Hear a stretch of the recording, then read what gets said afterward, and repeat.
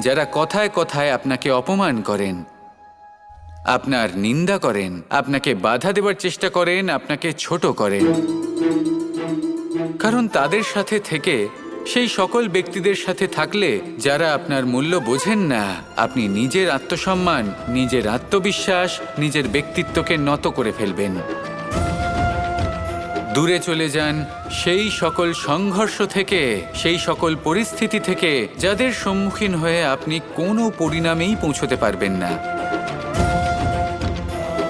যদি আপনি এইভাবে যুদ্ধ বিমুখ হয়ে উঠতে পারেন, যদি এই প্রবৃত্তি আপনি নিজের মধ্যে জাগ্রত করতে পারেন, তাহলে আপনার সামনে সেই যুদ্ধ চলে আসবে যাতে বিজয় লাভ করে আপনি নিজের অস্তিত্ব খুঁজে পাবেন।